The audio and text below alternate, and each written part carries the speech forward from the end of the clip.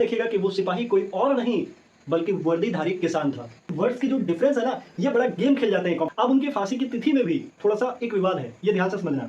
अन्य स्रोत बताते हैं कि 8 मई 1857 को उन्हें फांसी। नमस्कार दोस्तों, सिन्हा क्लासेस के पीसीएस स्पेशल सीरीज के इस खास वीडियो लेक्चर में आप सभी का बहुत बहुत स्वागत है।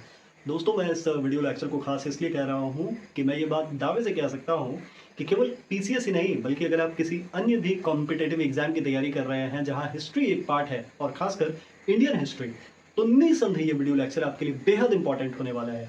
क्योंकि ध्यान से सुनिएगा कि आज हम लोग किस टॉपिक पे और उसके कुछ इंपॉर्टेंट एमसीक्यूज को करने वाले हैं। टॉपिक है आज का हमारा द ग्रेट रिवोल्ट ऑफ 1857, यानी 1857 का विद्रोह या 1857 की महान क्रांति। दोस्तों, ये क्रांति का क्या इंपॉर्टेंस है ये तो क्लास 8 में ही आप जान चुके होंगे कि भारतीय इतिहास में इसका क्या महत्व है। देखो, कई इतिहासकारों ने इसे पहला भारतीय स्वतंत्रता संग्राम भी कहा है, जैसे कि वीडी सावरकर जी ने ऐसा कहा है। अगर कोई मुझसे 1857 की क्रांति की केवल एक विशेषता पूछे तो मैं सिर्फ इतना कहना चाहूंगा कि 1857 का रिवोल्ट इस लेवल का था कि उसने अंग्रेजों को ये बात पहली बार एहसास दिला दी कि उन्हें भारत से खदेड़ा जा सकता है। हालांकि कई इतिहासकारों ने इसे षड्यंत्र भी कहा, कईयों ने इसे ईसाइयों के विरुद्ध धर्म युद्ध कहा। बहरहाल वो इतिहासकारों की बातें हैं, लेकिन हाँ, मैं पहले भी बता चुका हूं कि रिवोल्ट ऑफ 1857 की एक सबसे बड़ी विडंबना ये है कि उस वक्त के किसी भी भारतीय इतिहासकार या भारतीय लेखक के द्वारा इसे वर्णित नहीं किया गया। अगर एक औपचारिक रूप से आपको मुझे ये समझाना हो कि ग्रेट रिवोल्ट ऑफ 1857 क्या था, इसका क्या बैकग्राउंड था, तो मैं केवल आपसे इतना कहना चाहूंगा, क्योंकि ये एमसीक्यू का एपिसोड है, इसमें बहुत ज्यादा बातें नहीं की जा सकती। एक वीडियो लेक्चर मैं तैयार कर रहा हूं इसी पर और उम्मीद है कि बहुत जल्द मैं इसी चैनल पर प्रोवाइड कर दूंगा, जिससे कि कॉम्पिटिटिव एग्जाम के स्टूडेंट्स को बहुत फायदा हो। एकदम शॉर्ट टाइम वीडियो लेक्चर। देखो, 1757 एक साल आपके ध्यान में होगा, 1757 जब बैटल ऑफ पलासी के बाद अंग्रेजों ने पहली बार उपनिवेश बनाना भारत में शुरू किया। उसके बाद उन्होंने तमाम अत्याचार किए भारत पर, जितना वो कर सकते थे, जितना मतलब अत्याचार उनके द्वारा हो सकता था उन्होंने किया। उन्होंने अंधाधुंध वाणिज्यीकरण किया। देखो, अधिक से अधिक लाभ कमाना, व्यापार कर अधिक से अधिक लाभ कमाना भारत में, यही उनका मूल उद्देश्य था उस वक्त। फिर बाद में उन्होंने विऔद्योगिकीकरण किया। फिर बाद में उन्होंने भारत के समाज को, भारत के सामाजिक और धार्मिक स्थिति को ठेस पहुंचाई। कई रिचुअल्स को तोड़ने का काम किया उन्होंने, कई प्रथाओं को तोड़ने का काम किया उन्होंने इतनी सारी चीजें कर दी कि मेरा ख्याल है कि समाज का कोई भी वर्ग वंचित नहीं रह पाया होगा उनके अत्याचार से।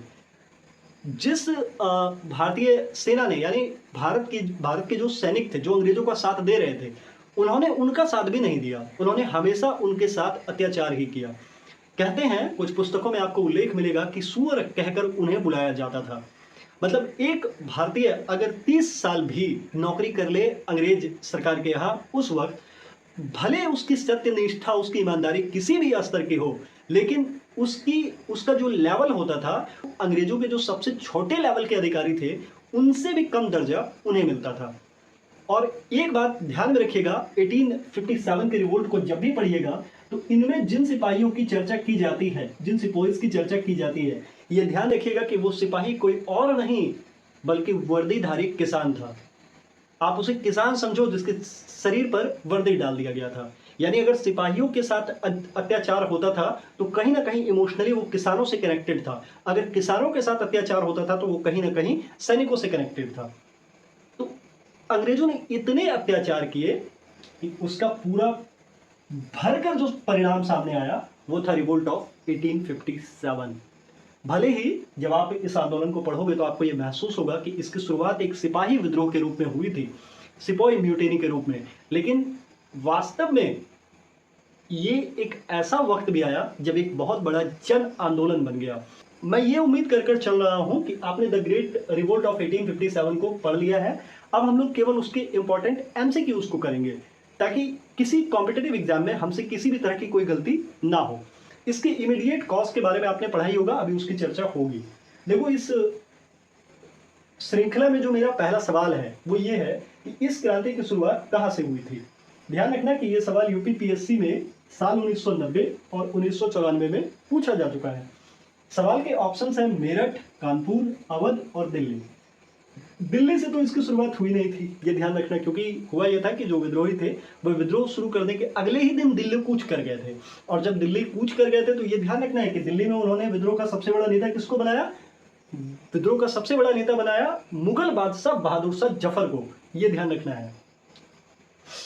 इस क्रांति की शुरुआत एक्चुअल में बैरकपुर से हुई थी। बैरकपुर में एक सिपाही हुआ करते थे मंगल पांडे।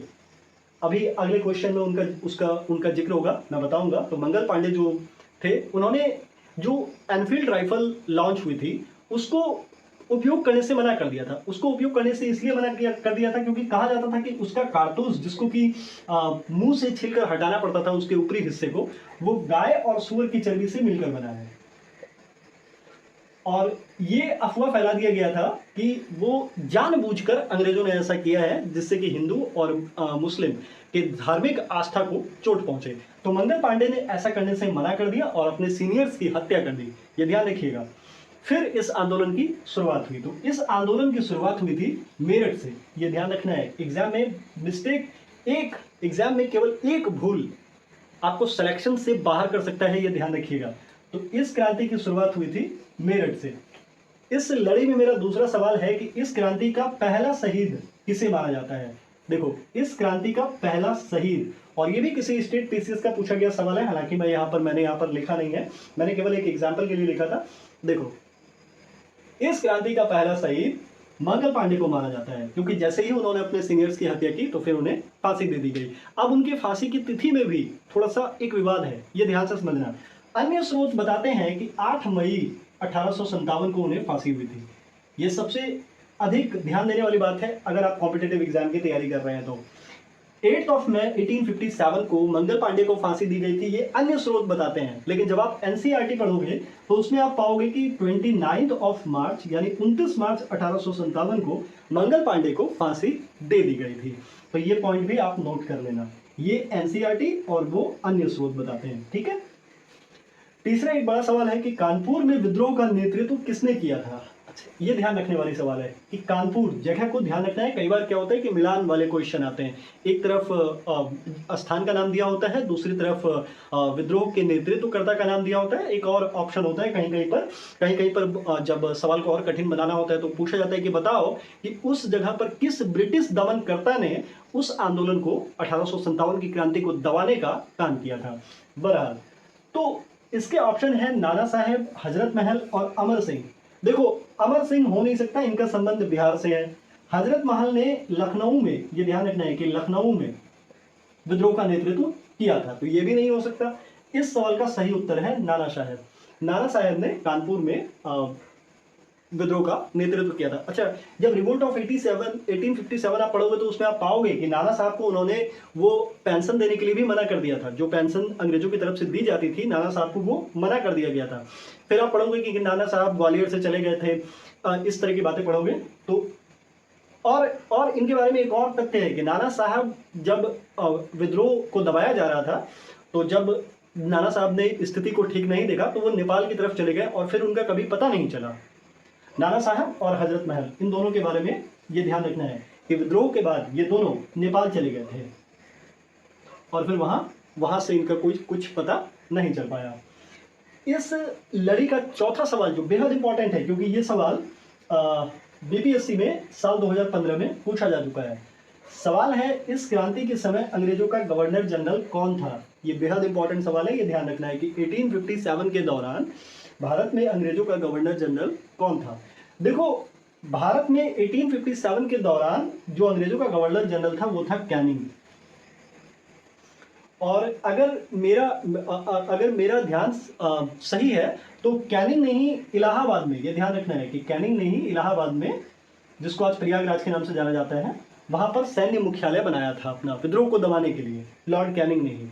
और यही वो व्यक्ति थे जो उस वक्त भारत के गवर्नर जनरल हुआ करते थे। चलिए आगे बढ़ते हैं। तो इस क्रम में चौथा सवाल है हमारा कि किस क्रांतिकारी का नाम रामचंद्र पांडुरंग था? ये ध्यान से सुनिएगा। देखिए, यूपीपीएससी के साल 2011 प्रीलिम्स में ये सवाल पूछा गया था, आपको याद दिला दूं।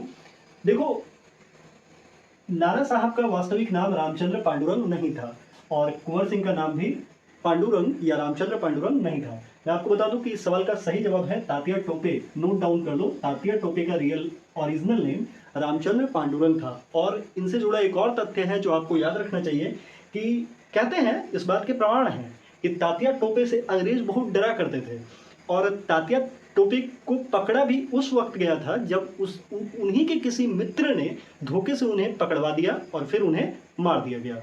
तो ये आपको ध्यान रखना चाहिए। अगला सवाल है हमारा कि सबसे पहले अंग्रेजों ने किस केंद्र को पुनः अधिकृत किया था। अधिकृत करने का मतलब है पुनः अपने शक्ति के अंदर, अपने पावर में ले लेना। ये सवाल भी यूपीपीएससी साल 2015 के मेंस में पूछा गया था। देखो ये और इंपॉर्टेंट है क्योंकि ये मेंस में पूछा गया सवाल है। तो आपको ये ध्यान रखना चाहिए कि दिल्ली इस सवाल का सही उत्तर है। दिल्ली को सबसे पहले अंग्रेजों ने वापस मतलब अधिकृत कर लिया था, दोबारा अपनी शक्ति में ले लिया था। और अगर मैं सही हूं तो सितंबर 1857 के आसपास ही, यानी आंदोलन शुरू होने के 6-7 महीने के अंदर अंदर ही वापस उन्होंने दिल्ली पे कब्जा कर लिया। अच्छा, यहाँ पे एक और चीज ध्यान देने वाली बात है कि जो दिल्ली में विद्रोह का नेतृत्व कर रहे थे बहादुर शाह जफर, उन्हें भी हुमायूं टूम से पकड़ा गया था। ये ध्यान रखिएगा, हुमायूं के मकबरे से उन्हें भी पकड़ा गया था। उनके बेटे को, पोते को मार दिया गया और उन्हें रंगून भेज दिया गया था, उन्हें रंगून निर्वासित कर दिया गया था और बाद में 1862 के आसपास उनकी मृत्यु वहीं हो गई। ये ध्यान रखना है। और वो काफ़ी ऑलरेडी बूढ़े हो चुके थे 1857 के आसपास, और लगभग 75 से 80 वर्ष के बीच उनकी उम्र रही होगी। आप एक बार गूगल देख लीजिएगा। उस उम्र में भी उन्होंने विद्रोह का नेतृत्व किया था। एक्चुअली हुआ ये था कि वो सिर्फ नेतृत्व कर रहे थे, लेकिन जो सैन्य शक्तियां थी वो एक कमेटी के हाथ चली गई थी और उस कमेटी को जो नेतृत्व कर रहा था, जो लीड कर रहा था, उसका नाम जनरल बख्त खां था। ये ध्यान रखिएगा। अगला सवाल है कि भाग लेने वाले सिपाहियों की संख्या सबसे अधिक कहां से थी। अवध से, कानपुर से, मेरठ से, या इनमें से कोई नहीं। ध्यान रखना है कि इस सवाल का सही उत्तर है अवध। अच्छा, अगर आपने 1857 पढ़ा है तो आपने डॉक्ट्रिन ऑफ लैप्स भी पढ़ा होगा, राज्य हड़प नीति। और मैंने भी एक यूट्यूब शॉर्ट के माध्यम से आपको जानकारी दी थी कि ये राज्य हड़प नीति क्या थी। यहाँ पे झांसी का भी थोड़ा सा मैटर आता है, मामला आता है सामने में। तो जब डॉक्ट्रिन ऑफ लैप्स के तहत अवध का विलय नहीं किया जा सका तो वहां के शासन को हथियार मानकर अवध का विलय करने का प्रयास किया गया अंग्रेजों के द्वारा। और जब अवध का विलय कर लिया गया तो ये सबसे बड़ी चोट थी भारतीय सिपाहियों को, इसलिए क्योंकि सबसे अधिक सिपाहियों की संख्या अवध से थी। यह ध्यान रखिएगा। इस लड़ी में अगला और अंतिम सवाल है हमारा आज के इस एपिसोड के लिए कि विधवा पुनर्विवाह अधिनियम किनके शासनकाल में पारित हुआ था। ये बड़ा इंपॉर्टेंट सवाल है क्योंकि ये ध्यान रखिए कि जो विधवा पुनर्विवाह है, इसका मतलब होता है कि अगर कोई विडो है, कोई विधवा है, तो दोबारा उसका विवाह करना। हालांकि उस वक्त कहीं ना कहीं इसे भी एक सामाजिक रूप से चोट माना गया। बहरहाल, तो विधवा पुनर्विवाह अधिनियम किनके शासनकाल में पारित हुआ। देखो, सवाल ये नहीं है कि किनके शासनकाल में प्रस्तावित हुआ, प्रस्ताव किनके शासनकाल में लाया गया, सवाल ये नहीं है। सवाल है किनके शासनकाल में पारित हुआ। और ये वर्ड्स की जो डिफरेंस है ना, ये बड़ा गेम खेल जाते हैं कॉम्पिटिटिव एग्जाम में, ये ध्यान रखना। अगर सवाल ये होता कि प्रस्ताव किनके शासनकाल में लाया गया था या उस वक्त भारत का गवर्नर जनरल कौन था, तो आंसर डलहौजी होता। लेकिन सवाल ये है कि पारित किनके शासनकाल में हुआ था या कौन उस वक्त गवर्नर जनरल था, तो लॉर्ड कैनिंग। ये ध्यान रखना है, लॉर्ड कैनिंग के वक्त विधवा पुनर्विवाह अधिनियम पारित हुआ था।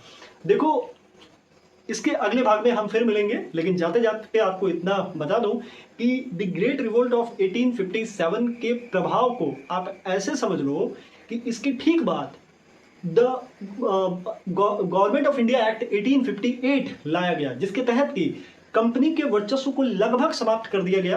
कंपनी जो ईस्ट इंडिया कंपनी थी उसको लगभग समाप्त कर दिया गया और भारत का जो प्रशासनिक बागडोर था वो सीधे ब्रिटिश क्राउन के अंतर्गत चला गया, उनके शक्ति में चला गया।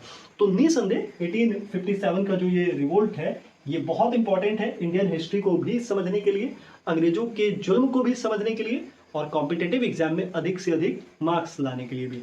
तो इसके एक अगले सेगमेंट में, अगले एपिसोड में आपसे जल्द मुलाकात होगी। स्वस्थ रहें, सुरक्षित रहें। सी यू सून। जय हिंद।